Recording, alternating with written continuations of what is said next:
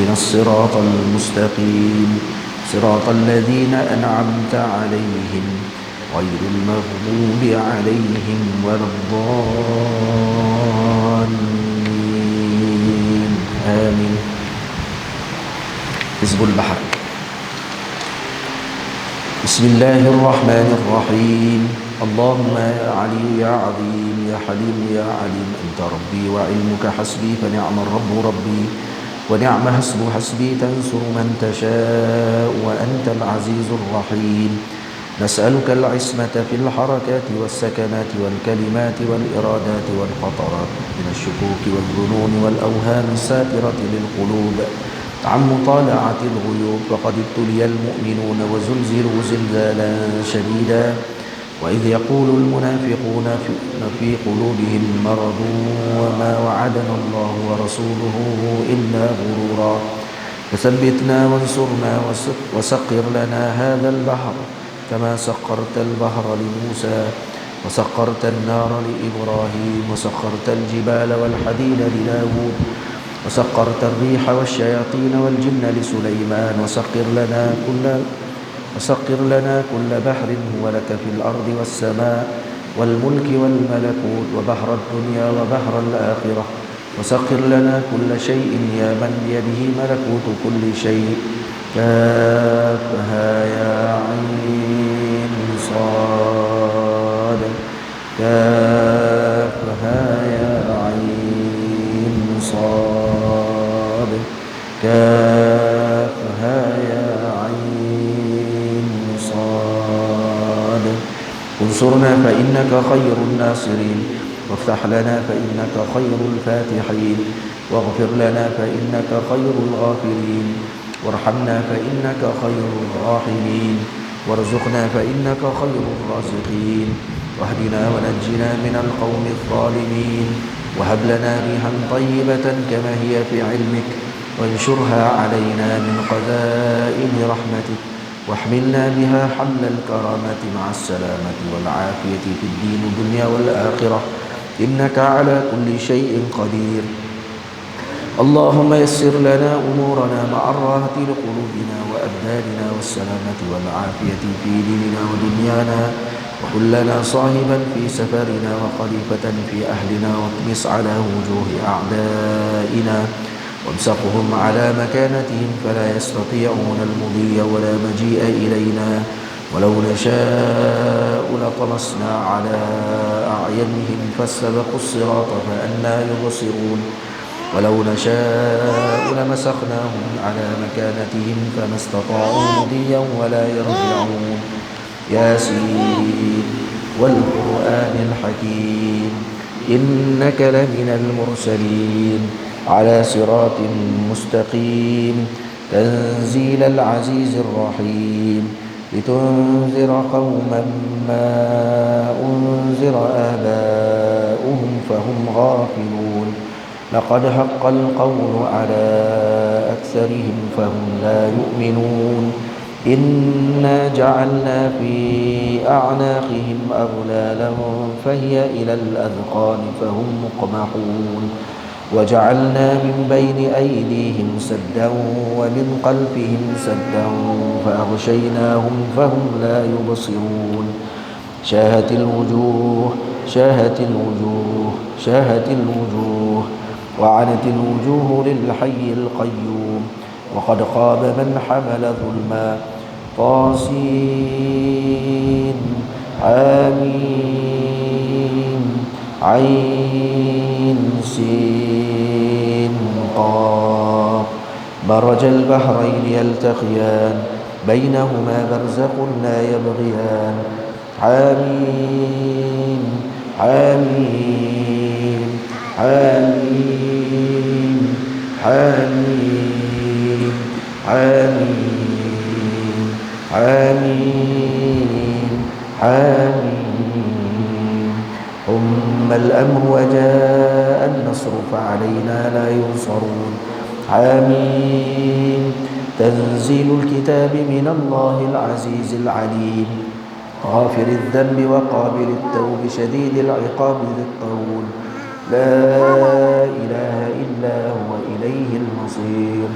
بسم الله بابنا تبارك حيطاننا ياسين سقفنا كافها يا عين صاد كفايتنا حميم عين سين قاف حمايتنا فسيكفيكهم الله وهو السميع العليم بسم الله بابنا تبارك حيطاننا ياسين سقفنا كافها يا عين صاد كفايتنا حميم عين سين قاف حمايتنا فسيكفيكهم الله وهو السميع العليم بسم الله بابنا تبارك حيطاننا ياسين سقفنا كافها يا عين صاد كفايتنا حميم عين سين قاف حمايتنا فسيكفيكهم الله وهو السميع العليم ستر العرش مسمول علينا وعين الله ناظرة إلينا بحول الله لا يقدر علينا والله من ورائهم محيط بل هو قرآن مجيد في لوح محفوظ والله خير حافظا وهو أرحم الراحمين والله خير حافظا وهو أرحم الراحمين والله خير حافظا وهو أرحم الراحمين إن وليي الله الذي نزل الكتاب هو يتولى الصالحين إن وليي الله الذي نزل الكتاب وهو يتولى الصالحين إن وليي الله الذي نزل الكتاب وهو يتولى الصالحين حسبي الله لا إله إلا هو عليه توكلت وهو رب العرش العظيم حسبي الله لا إله إلا هو عليه توكلت وهو رب العرش العظيم حسبي الله لا إله إلا هو عليه توكلت وهو رب العرش العظيم بسم الله الذي لا يضر مع اسمه شيء في الأرض ولا في السماء وهو السميع العليم بسم الله الذي لا يضر مع اسمه شيء في الأرض ولا في السماء وهو السميع العليم بسم الله الذي لا يضر مع اسمه شيء في الأرض ولا في السماء وهو السميع العليم ولا حول ولا قوة إلا بالله العلي العظيم ولا حول ولا قوة إلا بالله العلي العظيم ولا حول ولا قوة إلا بالله العلي العظيم وصلى الله على سيدنا محمد وعلى آله وصحبه وسلم والحمد لله رب العالمين.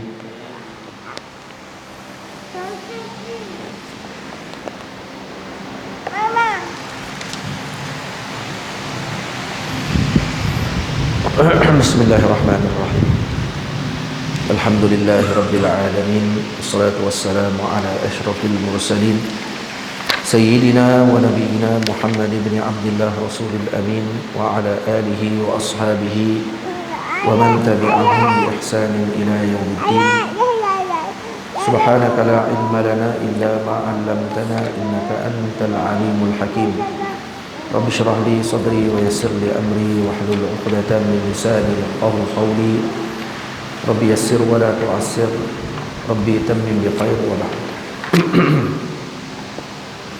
بسم الله الرحمن الرحيم قال المصنف رحمه الله تعالى ونفعنا بعلومه وعلوم مشايخنا في الدارين آمين. فإن أردت التوبة فينبغي لك ألا تخلو من التفكر طول عمرك فتفكر فيما صنعت في نهارك فإن وجدت طاعة فاشكر الله تعالى عليها وإن وجدت معصية فوبخ نفسك على ذلك واستغفر الله وتب إليه فإنه لا مجلس مع الله أنفع لك من مجلس توبخ فيه نفسك Kata Al-Imam Ibn Athaillah As-Sakandari radhiyallahu ta'ala anhu, Imam Ibn Athaillah menyebutkan dalam kitabnya Tajul Arus Al-Hawi li Tahzibin Nufus, jika kamu ingin bertaubat, semalam kita telah bincangkan dan sebutkan apa yang telah disebutkan oleh Al-Imam Ibn Athaillah. Maka hari ini beliau menyambung kembali lagi perbahasannya tentang taubah. Kata beliau, jika kamu ingin bertaubat, yambaghi laka an la takhluwa min at-tafakkuri tula umrik. Hendaklah bagi kamu itu tidak sunyi daripada berfikir sepanjang umur hidupmu. Fatafakkar fima sana'ta fi nahari. Hendaklah kamu berfikir tentang apa yang kamu lakukan pada siang hari ini. Maknanya ni melakukan muhasabah kepada, dan juga melihat kembali dengan apa yang dilakukan pada siang harinya. Fa in wajadta ta'atan,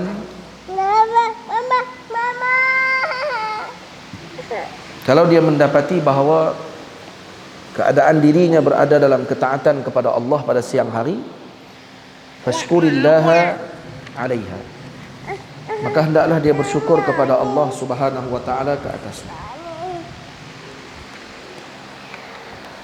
Yakni ke atas taat yang dilakukan tadi. Maknanya dikembalikan kepada Allah Subhanahu wa taala pikiran tersebut. Dia tidak memandang kepada taat yang dia lakukan.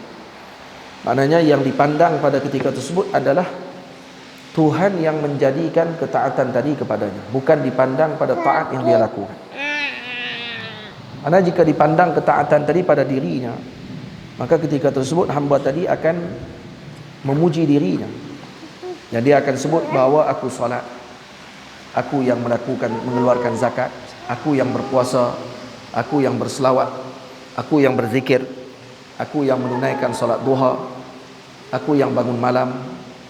Maka dia akan sebut aku.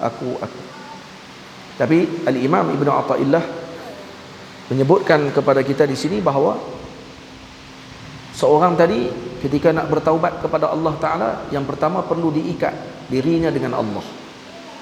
Perlu bersyukur terlebih dahulu dengan Allah Subhanahu wa Ta'ala yang menjadikan taat tadi kepadanya. Fashkurillaha ta'ala 'alaiha, yani ala ta'atin, ke atas taat yang dilakukan oleh hamba tersebut.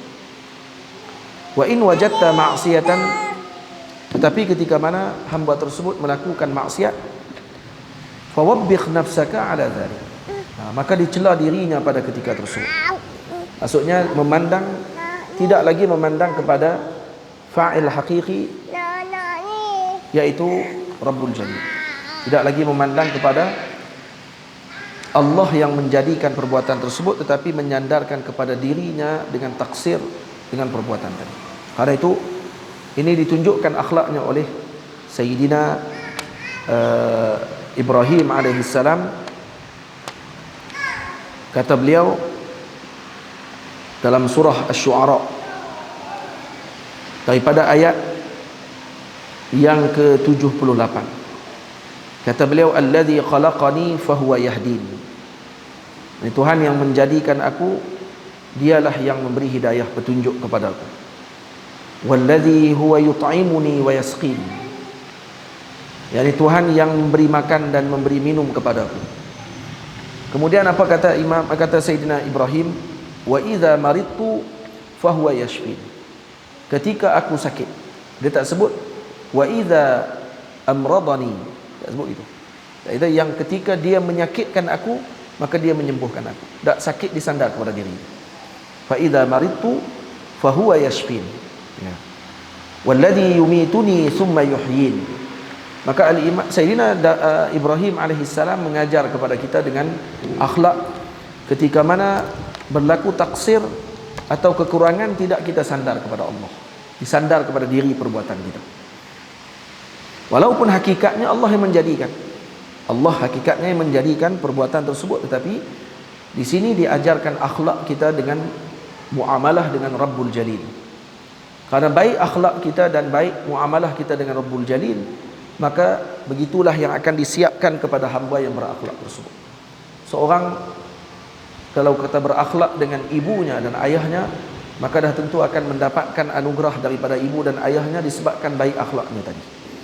Seorang yang baik akhlaknya kepada raja ataupun pemimpin atau kepada guru yang dia khidmati, maka pasti akan mendapatkan pujian dan mendapatkan anugerah daripada kelompok tersebut.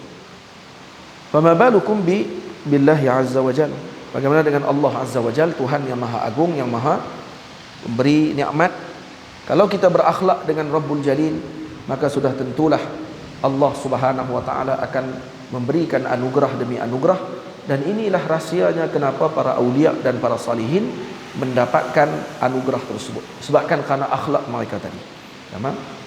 Mereka tidak memandang kepada taat tadi dilakukan oleh mereka. Karena itu yang bila mana taat tidak dipandang pada diri mereka, maka ternafi riak. Riak ternafi terus pada waktu itu karena tidak memandang kepada diri. Ketika dia bangun malam, dia tidak pandang kata yang menyebabkan dia bangun malam adalah dirinya, tetapi Allah. Dan juga dia tidak memandang dengan taat yang dia lakukan tadi daripada dirinya, semua daripada Allah. Maka ketika itu dia akan mula dia akan ternafi padanya sifat riak ataupun keadaan riak tersebut dan akan disandarkan kepada yang sepatutnya. Dan ketika melakukan maksiat pula disuruh untuk kita wabbih nafsak, kata Imam, ala dhalik, hendaklah kamu mencela dirimu ke atas perbuatan yang kamu lakukan. Wastaghfirillaha wa tub ilaihi, dan mohonlah istighfar. Minta istighfar, minta ampun dengan Allah dan bertaubatlah kepada Allah. At-tub alaihi dengan makna ar-ruju' ilaihi, yakni kembali kepada Allah dengan melakukan taat kepada Allah Subhanahu wa ta'ala. Fa innahu la majlisa ma'allahi anfa'u laka min majlisin tuwabbiqu fihi nafsak. Ini kerana sesungguhnya, kata Imam Ibnu Athaillah, tidak ada majlisa ma'allah, yakni tempat duduk bersama dengan Allah yang lebih bermanfaat bagimu daripada majlis kamu mencela dirimu sendiri. Majlis mana yang paling afdal bagi hamba tersebut? Majlis memuji dirinya, majlis untuk dia menyebutkan ataupun melakukan ketaatan pada waktu tersebut lah, majlis tuwabbih bihi nafsak. Karena majlis ini, yaitu kedudukan ini, kedudukan orang yang tidak memandang kepada dirinya, dia memandang kepada Rabbul Jalil, Tuhan yang maha agung, memandang dirinya dengan kelemahan, menyandarkan yang sempurna kepada Allah. Lepas tu bila disebut ini makamnya apa ni? Man arafa nafsahu faqad arafa rabbah. Siapa kenal dirinya, maka dia kenal Tuhannya. Kenal dirinya dengan kelemahan, maka dia kenal Tuhannya itu Tuhan yang maha sempurna. Dia kenal dirinya dengan kerendahan, maka dia akan mengenal Tuhannya bahawa Tuhannya maha tinggi, maha agung. Itu maksud la majlisa ma'allah anfa'u laka min majlisin tuwabbiqu fihi nafsak. Kemudian apa kata Syekh lagi? Al-Imam Ibnu Athaillah radhiyallahu anhu mengatakan, wala tuwabbiqha wa anta dhahikun farih. Jangan kamu mencela dirimu dalam keadaan kamu sedang bergembira, bergelak ketawa. Bal wabbiqha wa anta mujiddun shadiq. Bahkan hendaklah engkau mencela dirimu tersebut, nafsumu tadi, dalam keadaan kamu bersungguh-sungguh dan benar dengan apa yang kamu celakan tersebut. Ini ramai orang yang mencela maksiat di depan orang ramai, tetapi ketika bersendirian dia sendiri adalah orang yang terjerumus dengan perkara tersebut. Auzubillahi min dzalik. Yani anta habibullah fil alan wa aduwullah fis sir. Kamu jadi kekasih Allah di depan orang ramai, tapi kamu menjadi musuhnya Allah di belakang Allah. Di belakang Allah pada fi sir, dalam keadaan kamu bersendirian. Maksud bersendirian kamu jadi musuh Allah di depan orang. Ya Rabbi ya Karim, wali min awliyaillah. Jadi kita nak kedua-dua keadaan sama, fi sirri wal alan. Dalam keadaan kita bersendirian, dalam keadaan kita bersama dengan orang ramai, halnya sama, keadaannya sama, takutnya kepada Allah yang sama. Tidak membezakan antara Tuhan yang ketika alan dan Tuhan ketika sir. Ini hamba yang sepatutnya, yang inilah akan mendapatkan anugerah demi anugerah daripada Allah. Jadi macam mana nak minta nak mencela diri kita, hendaklah cela diri kita dengan benar, dengan sungguh-sungguh. Sebab itu disebutkan dalam ucapan para ulama, al-istighfaru min ghairi ikhla'in huwa taubatul kazzabin. Istighfar tanpa menghilangkan ataupun mencabut dosa tersebut, maka ia adalah taubat orang-orang yang pembohong. Jadi ini orang yang main-main lagi, maksudnya buat dosa tapi masih lagi mencela diri, tapi dalam keadaan masih lagi berasa seronok dengan apa yang dia perbuatkan. Dhahikun farih di sini, kita tidak boleh untuk nak tasawur bagaimana keadaan untuk kita gambarkan. Kamu mencela diri dalam keadaan kamu gembira. Apa maksud yang lebih mendalam bagi maksud ini? Maknanya sebahagian para awliya sebut, jangan kamu mencela diri kamu, kamu bertaubat kepada Allah, kemudian anta dhahik farih, kamu rasa gembira dan yakin dah kata itu diampunkan oleh Allah.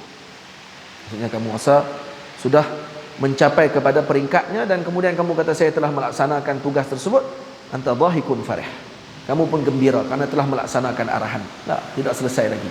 Karena itu para awliya Allah Ta'ala, para anbiya alaihi wassalatu wassalam, masih lagi walaupun kesilapan ataupun bukan kesilapan, apa dia nak sebut bahasa yang lebih lunak dengan para nabi, apa dia, kekhilafan yang mereka lakukan ketika mana mereka hidup di muka bumi Allah Ta'ala masih menghantui sebenarnya. Dia tak rasa farih, tak rasa dhahik walaupun mereka nabi. Tamam? Contoh, bila mana manusia datang kepada Nabi Adam alaihi salam, fayaqulun ishfa' lana. Bila mana manusia datang kepada Nabi Adam di akhirat nanti, mereka akan sebut kepada Sayyidina Adam alaihi salam. Kenapa pergi kepada Nabi Adam dulu? Karena Nabi Adam alaihi salam adalah bapa manusia. Manusia ketika mana dalam keadaan yang tersepit, dia akan pergi cari siapa? Cari ayah dia. Waktu ketika mana dia bersedih ataupun dia rasa nak sempit dadanya, dia cari kepada ayah dia. Dan ini ditunjukkan oleh fitrah manusia macam tu. Atau orang ketika mana kecil, anak kecil, ketika mana berlaku masalah, dia akan sebut ya abati ya ummi, wahai ibuku, wahai ayah, wahai ayahku, wahai ibuku. Dia akan sebut itu. Karena itu Allah Ta'ala mencabut, menarik nyawa ibu dan ayah Nabi SAW sejak daripada kecil, karena tidak mau Nabi menyebut ya abati wa ya ummi, tapi disebut ya Rabbi, wahai Tuhanku terus. Faham? Dan Nabi kita Muhammad waktu ketika mana bersedih, ada sekali berlaku krisis di antara Nabi dengan salah seorang isteri Nabi SAW. Dalam satu riwayat disebut bahawa Sayyidina Hafsah ada sedikit berlaku silap faham. Nabi merajuk, bukan dengan Sayyidina Hafsah saja, dengan isteri yang ramai. Ini Nabi merajuk dengan sebab ada urusan dunia yang telah mereka menyebabkan Nabi berasa hati. Lalu baginda Nabi SAW menyendiri di mana? Di Dar Nabirah. Dar Nabirah ni di mana? Dekat Madinah Al-Munawwarah, dekat dengan kawasan kampung Bani Najjar. Kalau kita pergi ke Madinah sekarang ni, pintu yang baru pintu 316. Pintu 316, dulu ni pintu nombor 7 kalau tak salah saya. Dulu pintu nombor 7, sekarang pintu 316. Masuk daripada pintu tersebut, sebelah kiri sikit saja, sebelum ada bangunan tandas, di sebelah tadi itu ada tanda, atau bukan tak ada tanda lah, situ adalah kawasan Dar Nabirah. Dulu situ nama masjid, Masjid Dar Nabirah, Jami' Dar Nabirah, di kampung Bani Najjar, kampung keluarga Nabi kita Muhammad sallallahu alaihi wasallam, sebelah neneknya Salma, sebelah datuk Nabi kita Muhammad Sayyidina Syaibatul Hamd Abdul Muttalib. Di situ kampung sempat Nabi kita berenang, belajar berenang di situ. Baik, di mana kampung tadi? Di Bani Najjar. Dan apa yang ada di Dar Nabirah tadi? Yang ada di Dar Nabirah adalah maqam ayah Nabi kita Muhammad sallallahu alaihi wasallam. Jadi dalam kisah tersebut, dalam hadis diceritakan bahawa Rasulullah pergi bersendiri di mana? Di tempat ayah Nabi dikebumikan. Maksudnya Nabi berada di sisi ayahnya Sayyidina Abdullah ibnu Abdul Muttalib ketika sepanjang baginda Nabi bersedih pada waktu tersebut, sehingga datang dipujuk oleh Sayyidina Umar ibnu Al-Khattab radhiyallahu ta'ala anhu. Dan Sayyidina Umar kata, ya Rasulullah, Kalau Hafsah yang buat macam ni kepada kamu ya Rasulullah, izinkan aku untuk pancung dia ya Rasulullah. Kalau kamu bagi aku izin pancung dia, aku pancung dia.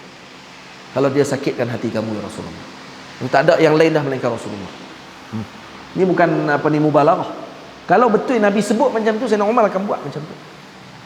Kerana Sayyidina Umar bukan orang yang berbasa-basi, bukan orang yang jenis bercakap, tidak akan tunaikan.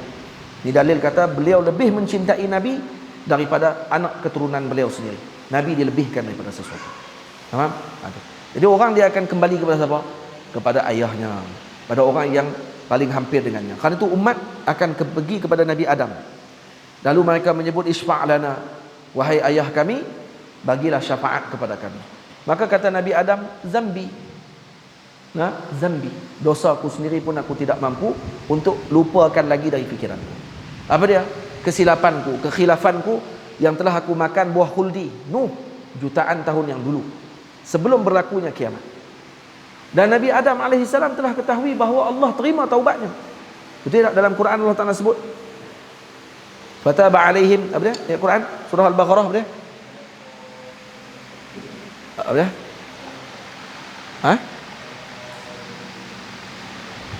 Fa'idh qala rabbu, macam mana? Fatalaqqa Adamu min rabbihi kalimatin fataba alaih. Fataba alaih. Innahu huwat tawwabur rahim. Betul? Jadi maksudnya fataba alaih, maksudnya Allah terima taubat Nabi Adam. Dah disebut dah taba alaih, maksudnya dah diterima. Tapi Nabi Adam masih sebut lagi zambi, zambi, dosaku, dosaku. Maknanya apa dia? Dosa ni akan datang perasaan khajal, malu untuk orang tu buat. Lepas tu orang yang tak malu dia akan farih, dhahik. Ini makna kalam Imam Ibn Athaillah. Wala yuwabbiqha fa anta dhahikun farih, dhahikun farihun. Jangan kamu mencela dosamu atau nafsumu sedang kamu masih gembira pada ketika tersebut dan seronok. Seronok gembira macam mana? Maksudnya tengah buat dosa gembira, sambil duk cela dosa ni pergi gelak. Tak tasawur kita. Makna di sini lebih halusnya maknanya dia mencela dosanya, kemudian dia rasa selamat dah dengan apa yang telah dia celakan tadi. Dia rasa terima dah taubat dia, maka dia rasa selamat. Dia tak perlu lagi untuk nak bertaubat lagi dan rasa bimbang lagi dengan dosa yang dia lakukan. Nabi Adam sendiri bimbang. Nabi Nuh, wa ila Nuhin alaihi salam, manusia pergi pula kepada Nabi Nuh. Fayaqulu zambi, pun sama juga, isfa' lana ya Nabi Allah Nuh, wahai Nabi Allah Nuh, tolonglah bagi syafaat kepada kami. Nabi Nuh pun kata zambi, dosa. Apa dia dosa Nabi Nuh? Apa kekhilafan Nabi Nuh? Nabi Nuh buat apa? Lepas tu ketika Nabi Nuh minta kepada Allah untuk dibawa anaknya sekali di atas kapal, sedangkan dia tahu anak dia kufur. Dan ini kesilapan besar. Faham? Baginya kesilapan. Mari kita kata, ya ayah rasa dengan anaknya kasih untuk bawa naik atas kapal, takkan tu dosa? Tak, bagi Nabi Nuh itu dosa. Kenapa? Karena Allah tegur selepas itu. Apa kata Allah Ta'ala kepada Nabi Nuh?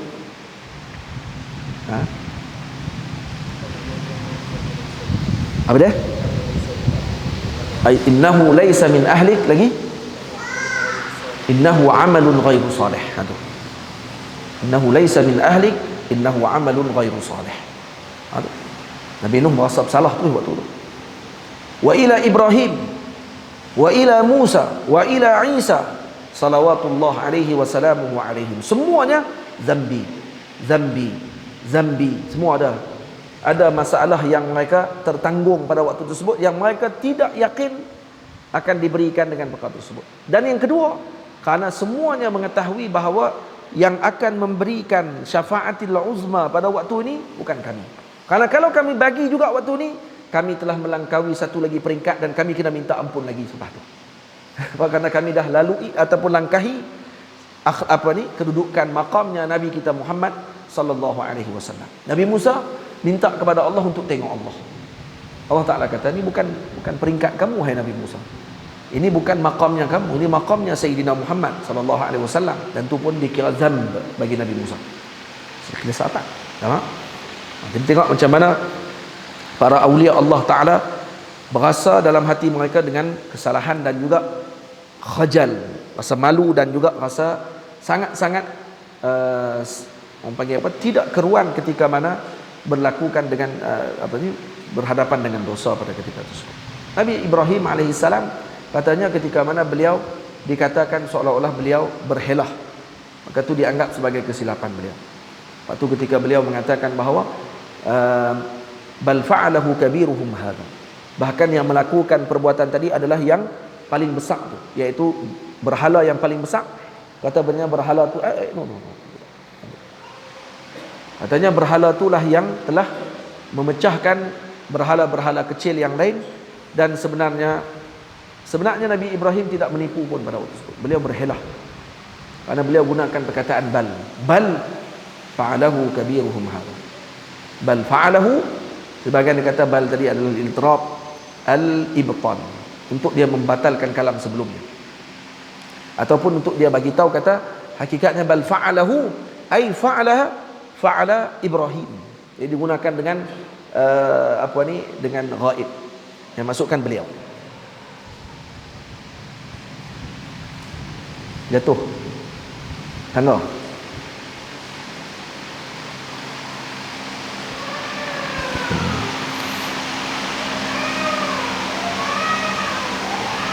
Baik. Muzhirun lil ubusah. Bal wabiqha wa anta mujiddun sadiq. Bahkan hendaklah kamu mencela nafsumu dengan keadaan kamu benar dan sungguh-sungguh. Muzhirun lil ubusah, menzahirkan dengan kesedihan. Hazinul qalbi, sedih hatimu. Munkasirun zalilun, dan juga pecah hatimu dan rasa lemah dan hina pada ketika tersebut. Karena dalam hadis disebutkan, ana inda munkasiratil qulubi li ajli, aku bersama dengan hambaku yang pecah hatinya kerana aku, kata Allah, yaitu yang bertaubat kepada Allah dengan sungguh-sungguh. Fa in fa'alta dzalik, kalau kamu lakukan demikian, baddalakallahu bil huzni faraha, Allah akan tukarkan kesedihanmu dengan kegembiraan.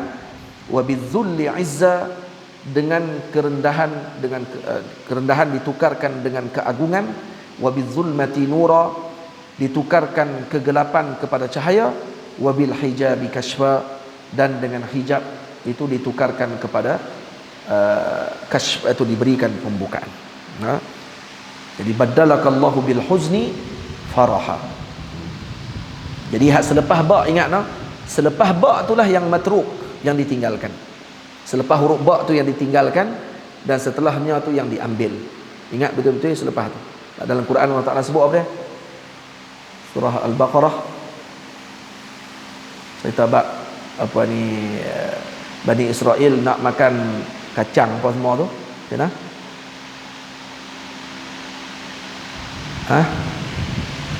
Lupa ayat balang. Istabdiluna alladhi huwa adna billadhi huwa khair. Billadhi huwa khair. Ihbitu misran. Macam mana tadi? Macam mana ayat sekali?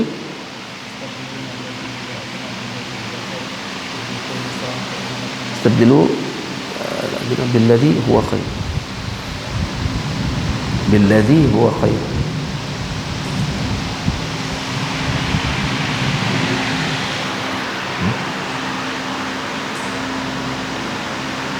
Ya Quran, ada.